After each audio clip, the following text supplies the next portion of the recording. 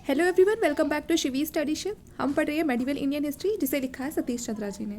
आज हम कवर करने वाले हैं चैप्टर 8 का हमारा पार्ट 2, जिसमें हम पढ़ेंगे how central administration work under Delhi सल्तनत। ओके, इससे पहले हमने देखा था कि दिल्ली सल्तनत के अंदर जो सुल्तान थे वो किस तरह से वर्क कर रहे थे, और अब हम देखेंगे कि दिल्ली सल्तनत के अंदर जो सेंट्रल एडमिनिस्ट्रेशन था वो किस तरह से काम कर रहा था। ठीक है, तो आज का जो हमारा टॉपिक है बहुत ही इंपॉर्टेंट होने वाला है। अगर आप मेरे चैनल पर पहली बार आए हैं तो प्लीज़ चैनल को सब्सक्राइब कर लीजिएगा। आप चाहे तो मेरे टेलीग्राम ग्रुप से भी जुड़ सकते हैं, वहाँ पर आपको सभी नोटिफिकेशन बिल्कुल टाइम पर मिलेंगे। साथ में जो भी मैं वीडियोज़ यहाँ पर कवर करती हूँ मैं वो सारी वहाँ पर शेयर करती हूँ, तो इसलिए आप अगर वहाँ जुड़ जाएंगे तो वहाँ पर आपको सभी वीडियोज़ मिल जाएंगी। नीचे आपको प्लेलिस्ट का लिंक भी मिल जाएगा, वहाँ जाके आप हमारी पूरी जो प्लेलिस्ट है मेडिवल इंडिया के साथ साथ जो एशियन इंडियन हिस्ट्री है आप उसको भी कवर कर सकते हैं। तो चलिए स्टार्ट करते हैं अपने लेक्चर को। तो यहाँ से हमारा चैप्टर 8 स्टार्ट होगा, जिसमें हमने लास्ट टाइम पूरा जो द सुल्तान्स थे, मतलब जो हमारा पहला टॉपिक था उनके बारे में पढ़ लिया था। ठीक है, और इस चैप्टर में बेसिकली हम गवर्नमेंट, इकोनॉमिक और सोशल लाइफ देखने वाले दिल्ली सल्तनत के अंदर, जिसमें आज हमारा सेकेंड टॉपिक होने वाला है।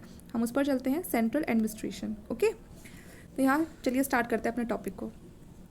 The sultan was assisted by a number of ministers. जैसे हम सबको पता है कि जो सुल्तान है उसके अकेले के बस की बात तो है नहीं कि वो इतने बड़े एम्पायर को चला लेगा, उसे बहुत सारे मिनिस्टर्स की ज़रूरत पड़ती है। तो यहाँ पर भी वैसा ही था। दिल्ली सल्तनत के अंदर जो सुल्तान था उसको असिस्ट करने के लिए, उसकी हेल्प करने के लिए काफ़ी सारे मिनिस्टर्स होते थे। ठीक है, जिसको वो खुद चूज़ करता था, जिस पे ट्रस्ट है उनको रखता था, और अपने हिसाब से रखता था, जिसको चाहे जब जब निकाल दे। The number and powers and function of the minister varied from time to time. यहाँ पर जितने भी मिनिस्टर्स होते थे उनकी पावर, उनके फंक्शन सब डिसाइडेड किए जाते थे पहले से ही, और वो टाइम टाइम पर चेंज भी हो सकते थे। Okay, A definite system of administration developed toward the end of the 13th century, and the key figure in administration was the वजीर।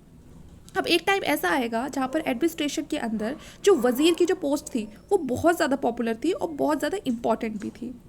जो वजीर था पहले वो एक मिलिट्री लीडर की तरह काम करता था। ठीक है, जो वजीर था पहले सिर्फ एक मिलिट्री लीडर की तरह काम करता था, लेकिन अगर हम देखें 14th सेंचुरी के आसपास का अगर हम टाइम देखें तो जो वजीर था यहाँ पर वो बहुत ही ज़्यादा इंपॉर्टेंट हो गया था, क्योंकि ना केवल वो मिलिट्री लीडर की तरह काम करता था बल्कि वो सारे जो रिवेन्यू अफेयर्स थे वो उनको भी हैंडल करता था। ओके, और जो दूसरे डिपार्टमेंट्स थे बड़े बड़े वो उनको भी डील करता था, जैसे कि इनकम डिपार्टमेंट हो गया, एक्सपेंडिचर डिपार्टमेंट हो गया, कितना कहाँ पर खर्च हो रहा है, किसको कितनी इनकम देनी है, तो वो सारी चीज़ें वही देखता था। यहाँ पर जो वजीर है उसकी पोजीशन को इंक्रीज़ करने का एक जो यहाँ देखा गया कि उसकी जो पोजीशन है वो इतनी इंपॉर्टेंट होती जा रही है, वो डिपेंड करता था कि उस वजीर की पोस्ट पर है कौन। अगर वो इंसान वाकई में काबिल है तो उसको बनाया जाता था, और ज़रूरी नहीं है कि वो काबिल ही नहीं है उतना भी ज़्यादा और हम उसको सारी पोस्ट दिए जा रहे हैं, तो ऐसा बिल्कुल भी नहीं था। Okay, Muhammad Tughlaq paid close attention to the organisation of the revenue department. अगर हम बात करते हैं तुगलक डायनेस्टी में से मोहम्मद तुगलक की, तो इसने सबसे ज़्यादा जो ध्यान दिया था वो था रिवेन्यू डिपार्टमेंट के ऊपर, कि वो अच्छे से ऑर्गेनाइज हो पाए। ओके, इनका जो वज़ीर था उसका नाम था ख्वाजा जहान। ठीक है, ये मोहम्मद बिन तुगलक के वज़ीर का नाम था ख्वाजा जहान। वो उसको बहुत ज़्यादा मानता था, और जब मोहम्मद बिन तुगलक कहीं बाहर चला जाता था, ठीक है, जो कुछ ना कुछ विद्रोह चलते रहते थे, और जैसे कि मैंने आपको बताया था जब मैं तुगलक डायनेस्टी पढ़ी थी कि मोहम्मद बिन तुगलक अपने सिपाहियों को नहीं भेजता था बल्कि वो खुद जाता था अगर उसे लगता था कि कहीं भी कोई भी विद्रोह छिड़ा हुआ है। तो उसकी गैर हाजिरी में यहाँ पर जो पूरे दिल्ली को संभालता था वो उसका वजीर था ख्वाजा जहान। ठीक है, तो वो उस पर इतना ट्रस्ट करता था, वरना मोहम्मद बिन तुगलक ऐसा इंसान था ही नहीं कि वो किसी पर ट्रस्ट करे। और यहाँ उसकी जगह ये जो ख्वाजा जहान था ये बहुत ही ईमानदारी के साथ उसके बाद इसकी जो जगह है, इसकी जो पोजीशन है उसको बहुत अच्छे से संभालता था। ठीक है, सारे जो इंस्पेक्शन वगैरह, जो अकाउंट्स वगैरह होते हैं, इनकम वगैरह, वो सब वजीर के अंडर ही होती थी। Although quarrel between the different officers hampered the smooth functioning of the department, the revenue department under Muhammad Tughlaq was able to cope with the affairs of largest empire that had come into existence in India since the breakup of the Mauryan Empire। जैसे कि हम सबको पता है कि जो Mauryan empire थी वो बहुत बड़ी थी, और उसके बाद अगर इतना ही बड़ी जो एम्पायर अगर किसी के हाथ में आई थी तो वो मोहम्मद बिन तुगलक के पास थी। मोहम्मद बिन तुगलक के टाइम पे उसने ज़्यादा नॉर्थ इंडिया से लेके साउथ इंडिया तक का जो एरिया था पूरा का पूरा कॉन्क्वायर कर लिया था। तो एक काफ़ी बड़ा एरिया था, तो इसलिए अलग अलग जो लोग थे उनको अपॉइंट करना बहुत ज़रूरी था, डिपार्टमेंट्स का होना भी बहुत ज़रूरी था, क्योंकि कहीं ना कुछ लड़ाई झगड़ा थोड़ा छोटा मोटा लगा ही रहता था। खाने जहान, a converted Telang Brahmin who were deputy to the previous वजीर, was chosen by Firoz Shah Tughlaq as his वजीर। जब मोहम्मद बिन तुगलक का टाइम चला गया, अब उसके बाद टाइम आया फिरोज शाह तुगलक का। फिरोज शाह तुगलक के टाइम पे जो उसका वजीर था वो था खाने जहान, और ये एक कन्वर्टेड ब्राह्मण था, इसको इसने अपना वजीर बनाया। Okay, and he enjoy full authority in the revenue department. और यहाँ पर खाने जहान ने पूरी अथॉरिटी को बिल्कुल अच्छे से यहाँ पर निभा रहा था, वो रिवेन्यू डिपार्टमेंट के अंदर पूरा संभाल रहा था। His long spell of 18 years at wazir, ये इतना ईमानदार था और फिरोज शाह तुगलक को इस पर इतना भरोसा था कि पूरे 18 साल तक कोई और वजीर कोई नया अपॉइंट किया ही नहीं जाता है, बल्कि जो खाने जहान था ये ही अपॉइंट किया जाता है, और 18 साल तक मतलब यही अपने काम में लगा रहता है, कोई और दूसरा वजीर नहीं आता है। तो इससे पता चलता है कि जो वजीर का इन्फ्लुएंस था वो कितना इंपॉर्टेंट था। खाने जहान वो सक्सीड एज वजीर बाय हिज सन खाने जहान सेकेंड। अब खाने जहान की जब डेथ हो जाती है तो उसके बाद उसको जो सक्सीड करता है अगला वजीर बनकर, वो भी कोई बाहर से नहीं आता बल्कि उसी का बेटा होता है खाने Jahan second. The attempt of Khan Jahan second what to play the king maker after the death of Firoz. जैसे कि मैंने बताया कि जो ये वजीर वगैरह होते थे ये अपने मालिक के लिए तो बहुत वफादार होते थे, लेकिन अपने मालिक के बच्चों के लिए उनके लिए बिल्कुल वफादारी नहीं थी इनके अंदर। अब खाने जहान जब तक वजीर के बन के काम करता है फिरोज शाह तुगलक के लिए तो बड़ा ईमानदार रहता है, लॉयल रहता है। लेकिन जैसे ही फिरोज की डेथ हो जाती है उसके बाद अब ये जो खाने जहान है सेकंड है, यहाँ पर ये क्या सोचता है, अपने आप को किंग मेकर बना सोच लेता है कि अब अगला जो किंग होगा ना उसे मैं नॉमिनी करूंगा, ठीक है ना। And failure of the attempt resulted in the setback of the वजीर पोजीशन। लेकिन इतना आसान तो नहीं था क्योंकि नॉबल्स भी पहले से बैठे थे, नॉबल्स अपनी चलाते थे। फिरोज शाह के तुगलक के टाइम पे तो नॉबिलिटी भी बहुत स्ट्रांग हो चुकी थी, क्योंकि फिरोज शाह तुगलक ने बहुत सारी पावर्स नॉबिलिटी की बढ़ा दी थी। ऊपर से फिर ये जो वजीर है ये अपने चला रहा है, तो यहाँ पर जो खाने जहान है उसकी इतनी नहीं चलती है, और इसी के चलते यहाँ पर ये जैसा सोचता है वैसा होता ही नहीं है। द इंपॉर्टेंस ऑफ द वजीर could revive only under the Mughals, ठीक है। और कहीं ना कहीं जो वजीर की जो पोजीशन थी वो वापस से वीक पड़ जाती है इसके बाद, और इसके बाद वजीर की जो पोजीशन वापस से जो इंप्रूव होगी, जो रिवाइव होगी, वो होगी मुगलों के टाइम पे। Okay, the most important department of the state next to the wazir was the Diwan Arz. अगर वजीर के बाद दूसरा कोई इंपॉर्टेंट डिपार्टमेंट आता था तो वो था दीवान अर्ज। और ये दीवान अर्ज किस डिपार्टमेंट को बोलते थे, मिलिट्री डिपार्टमेंट को बोलते थे, ठीक है। The head of this department was called अरीज मामलिक। तो यहाँ पर जो ये दीवान अर्ज का जो हेड होता था, इस डिपार्टमेंट का, मिलिट्री डिपार्टमेंट का जो हेड होता था उसको बोलते थे अरीज मामलिक, ठीक है। And Ariz was not the commander in chief of the army since the Sultan himself commanded all the armed force। और देखो जो ये यहाँ पर ये अर्ज मामलिक है, ठीक है, ऐसा नहीं था कि पूरे जो मिलिट्री डिपार्टमेंट है इसका हेड यही था। हेड ज़रूर था लेकिन कमांडर इन चीफ नहीं था। कमांडर इन चीफ कौन हुआ करता था, खुद सुल्तान होता था। सुल्तान अपनी आर्मी का कमांडर इन चीफ होता था और वो नहीं चाहता था कि उसकी जगह कोई और कमांडर बने, क्योंकि अगर सुल्तान के हाथ से उसकी मिलिट्री ही चली जाएगी तो फिर फ़ायदा क्या, क्योंकि किसी भी किंग के लिए, किसी भी सुल्तान के लिए उसकी आर्मी स्ट्रांग है, और उसकी आर्मी से ही वो बहुत ज़्यादा मतलब घुला मिला नहीं होगा, उसे पता ही नहीं होगा, तो कोई भी दूसरा आएगा जिसके हाथ में आर्मी होगी और वो तो सीधा सबसे पहला अटैक सुल्तान भी करेगा। तो इसीलिए वो हेड ज़रूर बनाता था, क्योंकि आर्मी कोई छोटी मोटी आर्मी होती नहीं थी। आर्मी में किसको लेना है, किसको नहीं लेना है, क्या चीज़ खत्म हो गई है, क्या लेकर आनी है, कौन से वेपन्स चाहिए, तो इन सब चीज़ों को देखने के लिए भी तो कोई चाहिए। तो इसीलिए डिपार्टमेंट के अंदर एक हेड रखा जाता था जिसे अरीज मामलिक बोलते थे। लेकिन अगर बात करें कमांडर इन चीफ की, तो कमांडर इन चीफ कोई और नहीं बल्कि उस डायनेस्टी का खुद सुल्तान होता था, वो खुद अपनी आर्म फोर्स को कमांड करता था।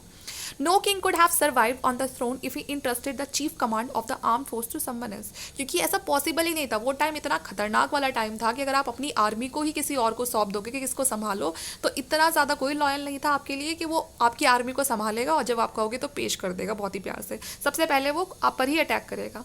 जो स्पेशल रिस्पॉन्सिबिलिटी थी अरीज डिपार्टमेंट या जो अरीज की जो पहली रिस्पॉन्सिबिलिटी थी डिपार्टमेंट के अंदर, वो थी जिसमें मैंने आपको बताया कि ये हेड बनाने का मेन पर्पस क्या था। हेड बनाने का मेन पर्पस ये था कि जो वहाँ पर जो दूसरे जो सिपाहियों को भर्ती किया जा रहा है, ठीक है, इक्विपमेंट्स आ रहे हैं, आर्मी को पे किया जा रहा है, उसको तो अब सुल्तान नहीं देखेगा, है ना, वो ये सारे काम तो नहीं देखेगा। तो इसीलिए उसके लिए हेड बनाया जाता था डिपार्टमेंट का, और वो बना दिया करता था, वो जिस पे भी उसे विश्वास था, जो भी लॉयल था, ठीक है, उसे बना दिया करता था। द ऑफिस ऑफ द अर्ज was an important one under the Seljukids, but we hear of in India for the first time under the Balban. देखो जो ये अर्ज डिपार्टमेंट था, ये सबसे ज़्यादा जो इम्पॉर्टेंट था ये था सेल्जुक डायनेस्टी के अंदर। सेल्जुक डायनेस्टी कौन सी थी, जब हमने सेंट्रल एशिया को पढ़ा था तो हमने देखा था कि सेंट्रल एशिया में ख्वारिज़म एम्पायर बहुत इंपॉर्टेंट थी, लेकिन ख्वारिज़म एम्पायर से पहले वहाँ पर जो सेल्जुक डायनेस्टी थी वो रूल करती थी। और ये सेल्जुक डायनेस्टी की अगर हम बात करें तो प्रेजेंट जो हमारा अफगानिस्तान है, पर्शिया है, ईरान है, उज्बेकिस्तान, तुर्कमेनिस्तान, यहाँ पर पूरा अगर हम इस एरिया को कंबाइन कर देते हैं तो यहाँ पर सेल्जुक डायनेस्टी का रूल हुआ करता था। फिर सेल्जुक डायनेस्टी को हरा के यहाँ पर ख्वारिज़म आ गया, ठीक है, जिससे बच के जो गजनविड्स थे वो भारत में आ गए थे। ये हमने सेंट्रल एशिया के टाइम पे पढ़ा था। तो इस सेल्जुक डायनेस्टी में ही इस डिपार्टमेंट को काफ़ी पहचान मिली थी और यहाँ से ये शुरू हुआ था। तो सेल्जुक डायनेस्टी के बाद अगर हम बात करें कि भारत में इसके बारे में कब पता चला, तो वो पहली बार पता चला बलबन के टाइम पे, ठीक है, एक सेपरेट डिपार्टमेंट की तरह। ही एंड लेटर अलाउद्दीन खिलजी, और अलाउद्दीन खिलजी के टाइम पे तो ये बहुत ज़्यादा अलाउद्दीन खिलजी ने इस डिपार्टमेंट की तरफ ध्यान दिया। अलाउद्दीन खिलजी ने अपने टाइम पर एक रजिस्टर मेंटेन करा था अपनी फोर्सेस को लेकर, जिसमें सभी तरह के जो रिकॉर्ड्स थे अपनी आर्मी को लेकर उसमें लिखे जाते थे। जो डाक सिस्टम को भी फॉलो करा, जिसे ब्रांडिंग सिस्टम भी कहा गया या उस समय डाक सिस्टम कहा गया, कि हॉर्स पर एक तरह की निशानी लगा दिया करते थे, जिससे कि पता चल जाता था कि ये वो घोड़ा है जो आर्मी में काम करता है। तो अगर आप उसको चोरी से कहीं बेच भी देते हो तो उसके ऊपर वो पहचान लग रही है, ठीक है ना, वो टैग लग गया हमेशा के लिए। Soldier may not bring horses of poor quality to the muster, और इस तरह से जो दूसरे हॉर्सेज हैं, है ना, वो भी नहीं, क्योंकि जो भी आर्मी में घोड़ा आता था उसकी पहले बहुत अच्छे से छानबीन होके कि वो वाकई में लायक है आर्मी के या नहीं है, फिर उस पर वो एक निशान बना के, जिसे दाग बोलते थे, तब वो आर्मी में लिया जाता था। तो इससे आर्मी के जो घोड़े हैं वो पूरी तरह से मेंटेन रहे और कोई भी ऐसी वैसी जो चीज़ है वो ना हो, उससे बचा जा सके, तो इसलिए इस सिस्टम को लाया गया था। ओके, तो इससे जो सोल्जर्स थे वो अच्छे से इन सब चीज़ों को मेंटेन करके रखते थे। जो आर्मी थी उसको डिफरेंट पार्ट्स में कंट्री के उनको पोस्ट किया जाता था, कुछ नहीं पता था कहाँ से अटैक हो जाए, और ज़्यादातर जो रूलर की जो कैपिटल होती थी उसके आसपास बहुत ही अच्छे तरीके से उनको वहाँ पर रखा जाता था। Balban kept his army in a good train by making it March over the long distance on the pretext of undertaking hunting excursion. यहाँ पर जो बलबन था, बलबन अपनी आर्मी को बहुत अच्छे से मेंटेन रखता था, यहाँ तक कि वो उसकी प्रैक्टिस कराने के लिए भी, जिससे कि वो टाइम टाइम पर उनकी बराबर से उनकी प्रैक्टिस होती रही, ठीक है, उनको रिहर्स कराने के लिए वो कभी कभी अपनी कैपिटल से थोड़ा खुली जगह में उनको लेके जाता था और वह घंटों से मार्च करवाता था, जिससे कि वो हमेशा क्या रहे, एक्टिव रहे, क्योंकि कुछ नहीं पता कि दिल्ली पर कब कहाँ से अटैक हो जाए। अलाउद्दीन की बात करें तो उसकी भी अपनी एक बहुत ही बड़ी लार्जेस्ट स्टैंडिंग आर्मी थी, और कहते हैं कि इस आर्मी के अंदर 3 लाख सोल्जर्स थे, ठीक है, लेकिन ये भी थोड़ा वैसी वाली बात है कि पता नहीं थे या नहीं थे वाले, है ना, जो हिस्टोरियन है वो पूरी तरह से बिलीव नहीं करते हैं। जो अलाउद्दीन था वो पहला ऐसा सुल्तान था जो अपने सोल्जर्स को कैश में सैलरी दिया करता था। जो तुर्किश सोल्जर थे, अभी तक पहले उन्हें जो सैलरी मिलती थी वो उन्हें कैश पे नहीं मिलती थी, बल्कि उनको कुछ लैंड दे दिया करते थे कि वो लैंड तुम्हारी है और वहाँ से जो भी रिवेन्यू मिलता है ना, वो तुम्हारा है, ठीक है, लैंड तुम्हारी नहीं है मतलब, लेकिन जो रिवेन्यू वो तुम्हारा है। अब इससे होता क्या था कि जब वो लैंड मिल गई, ठीक है, उस पर जाके उस जो तुर्किश सोल्जर है उसने अपने आदमी से क्या बोल दिया कि उसके अपनी फैमिली वालों से कि तुम जाके उस लैंड से रिवेन्यू लो, तो वो ये सोचते थे कि ये लैंड भी हमारी हो गई, है ना, और बड़ी ना अपनी वो समझते थे फिर कि हम पता नहीं हमें कौन सी पावर मिल गई, वो एक एटीट्यूड सा होता है ना, वो आ जाता था उन लोगों में। अब ये जो चीज़ थी वो जो पहले सुल्तान थे वो तो नहीं ख़त्म कर पाए, है ना, वो कोशिश भी करते ख़त्म नहीं कर पाए, लेकिन बाद में जब अलाउद्दीन खिलजी आता है वो उस चीज़ को ख़त्म कर देता है, कि जिससे कि अलाउद्दीन चाहता था कि कोई भी जो स्टेट की प्रॉपर्टी है उस पर कोई सोल्जर अपना हक ना समझे, क्योंकि वो सारी प्रॉपर्टी किसकी है, वो तो सुल्तान की है। तो यहाँ पर ये हुआ, तो इसीलिए इसने अपने सोल्जर्स को क्या कहा कि मैं तुम्हें कैश में सैलरी दूंगा, और कैश में भी ये सैलरी इतनी दे दिया करता था कि जितना वो उन्हें उस लैंड से बेनिफिट मिल रहे थे, बल्कि उससे ज़्यादा अच्छे से वो अब जो उन्हें कैश में सैलरी मिल रही है उसमें भी वो बहुत बढ़िया अपनी जो लाइफ है उसको जी सकते थे, क्योंकि इसने हर चीज़ के दाम बहुत कम कर दिए थे, ठीक है। The soldier had began to look upon this assignments and as a hereditary, जैसे मैंने बताया कि जो पहले सुल्तान थे वो उन्हें लैंड दे दिया करते थे कि यहाँ से जो रिवेन्यू मिल रहा है वो तुम्हारी सैलरी है, लेकिन यहाँ पर जो ये सोल्जर्स थे वो उसको हेरिडेटरी मान के उस ज़मीन को हमेशा अपने लिए सोचते थे कि ये तो हमारी हो गई।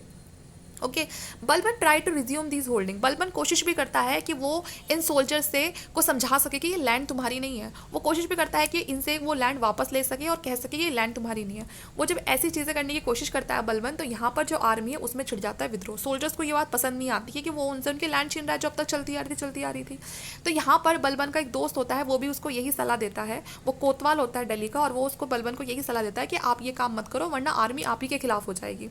लेकिन अलाउद्दीन तो इससे भी ज़्यादा कट्टर था, है ना, इसने कहा कि कुछ भी हो लेकिन लैंड तो मैं वापस लेकर आऊँगा। वो अबॉलिश कर देता है अब तक जो भी रूल्स रेगुलेशन जिसके भी तहत उनको वो ज़मीन मिल रही थी, और क्या बोलता है कि जो ज़मीन है वो हमारी है, लेकिन हम तुम्हें क्या देंगे, 238 टंकास देंगे, ठीक है, ट्रूपर्स को, और 78 टंकास तुम्हें ज़्यादा देंगे अगर कोई 2 घोड़े से ज़्यादा मेंटेन करता है तो, ठीक है। और लोग मान भी जाते हैं, क्योंकि एक तो अलाउद्दीन खिलजी का सबको पता था कि ये तो देखता है, ये देखता वेखता तो कुछ है नहीं, सीधा मार देगा।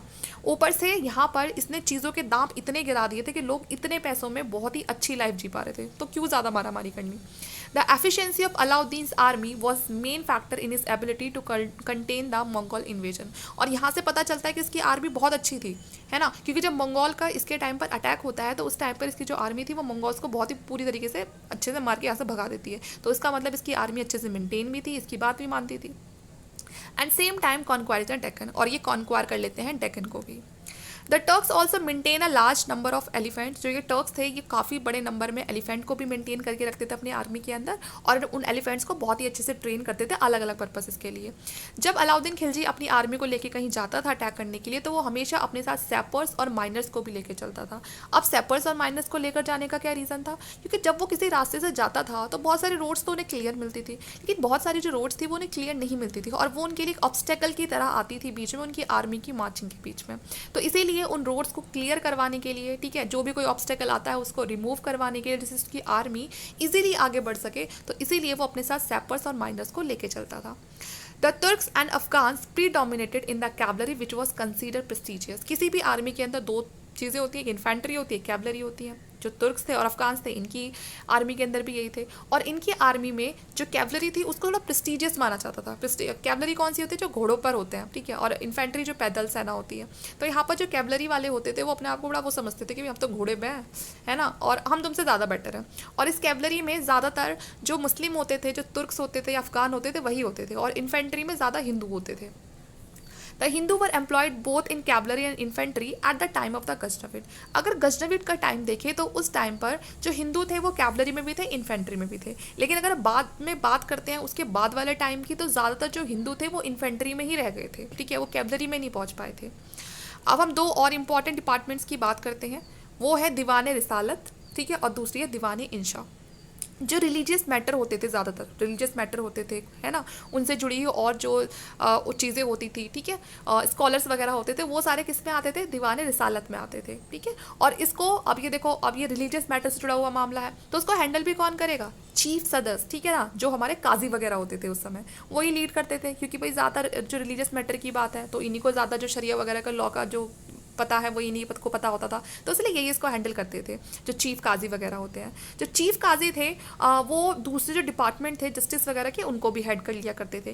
काजी were appointed in various part of the empire. काजी को एम्पायर के अलग अलग पार्ट्स में उनको अपॉइंट किया जाता था, जैसे कि छोटे मोटे झगड़े वही सुलझाते हैं जब मुस्लिम पॉपुलेशन के बीच में किसी भी तरह के छोटे मोटे मतभेद हों।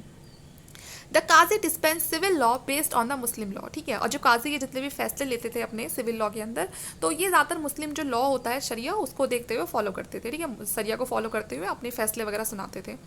The Hindu were govern by their own personal law. अब जो हिंदू थे, अगर उनका कोई मैटर है तो उनके मैटर को सॉल्व करने के लिए अलग से जो हिंदू पर्सनल लॉज है वो यूज़ किए जाते थे। इनको शरिया के अकॉर्डिंग नहीं पनिश किया जाता था, या शरिया के अकॉर्डिंग इनका कोई फैसला नहीं लिया जाता था, बल्कि हिंदुओं के लिए उनके पर्सनल लॉ लगते थे। और ये काम किसका था, जो गाँव में पंचायत वगैरह होती हैं, ठीक है, और उन्हीं के जो पंचायत में जो हिंदू लोग होते हैं वही इस चीज़ का फैसला लेते थे।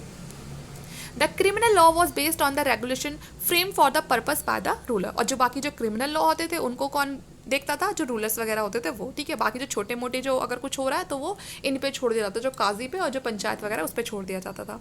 दीवान इंशा की बात करें तो इसको हम बोलेंगे ये स्टेट कॉरेस्पॉन्डेंस, ठीक है। यहाँ पर क्या होता था कि कोई भी अगर इंफॉर्मेशन हमें यहाँ से वहाँ पहुँचानी है, या किसी रूलर के पास पहुँचानी है अपने पड़ोसी देश में, ठीक है, या वहाँ से कुछ यहाँ पर इंफॉर्मेशन आ रही है, तो वो सारी जो चीज़ें हैं वो दीवानी इंशा हैंडल करता था, ठीक है। And sovereign of other state, ठीक है, आपको किसी दूसरे स्टेट की कोई पास कोई कुछ कॉन्फिडेंशियल कोई इंफॉर्मेशन है तो वो भी subordinate officers deal with by this department, ठीक है। तो इस डिपार्टमेंट के अंदर जो भी ऑफिसर होते थे वो इस चीज़ को संभालते थे। There were number of other departments in addition to these, ठीक है, इनके अलग भी बहुत सारे और डिपार्टमेंट्स होते थे जो सब चीज़ों को हैंडल करते थे।